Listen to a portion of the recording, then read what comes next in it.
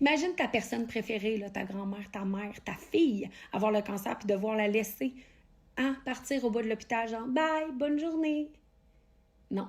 Elle, c'est Geneviève Evrel. On vient de voir un extrait d'une vidéo qu'elle a publiée dans les dernières semaines sur ses réseaux sociaux. Une vidéo qui a fait beaucoup réagir au Québec où on parle de l'accompagnement en chimiothérapie. Elle nous parle de son expérience où, lors de ses traitements en chimiothérapie, elle avait le droit à l'accompagnement d'un proche. Les internautes ont voulu partager leur histoire concernant le dossier et ont commenté la vidéo. On y apprend que l'accompagnement en chimiothérapie n'est pas permis partout au Québec. Moi, j'ai toujours été accompagnée en chimiothérapie.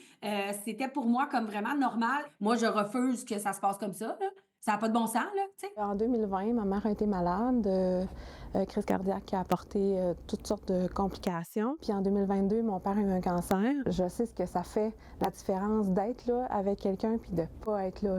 Mon père, j'ai jamais pu l'accompagner. C'était vraiment pas évident pour lui. C'était très, très, très insécurisant. Les informations importantes pour l'aider à aller mieux, souvent, il s'en souvenait pas parce que, tu sais, avec toutes les émotions, il les retenait pas. De savoir comment ça se passe, de pouvoir mieux les comprendre, ça nous aide à mieux intervenir, à mieux interagir avec eux à la maison, mieux les soutenir aussi.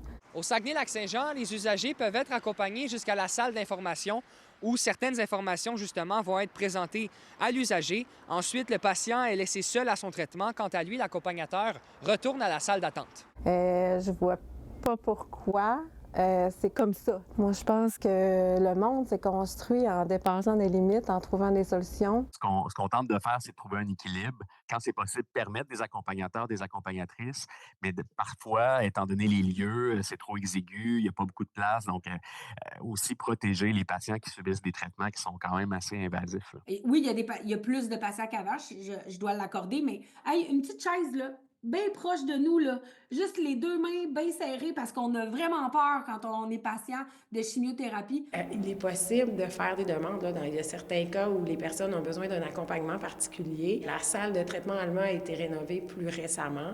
On a davantage d'espace, ce qui nous permet d'être un peu plus facilitant là, pour les demandes d'accompagnement. Pour l'heure, on ne peut pas bouger aussi rapidement que ça pourrait être souhaité. Cela dit, on a un comité régional de gouverne en cancérologie. Donc, on va voir avec ce comité-là où siègent différents professionnels, différents partenaires, mais aussi des patients partenaires. Qu'est-ce qui pourrait être fait dans l'avenir? Évidemment, on n'est pas insensible à cette situation-là. Le cancer touche à peu près toutes les familles au Québec. Notre intention, c'est pas d'empêcher les gens d'être accompagnés, mais parfois, dans certaines situations, il y a des impondérables. C'est un dossier qui va continuer de faire réagir partout dans la province. À Saguenay, Étienne Ouellette pour Nouveau Info.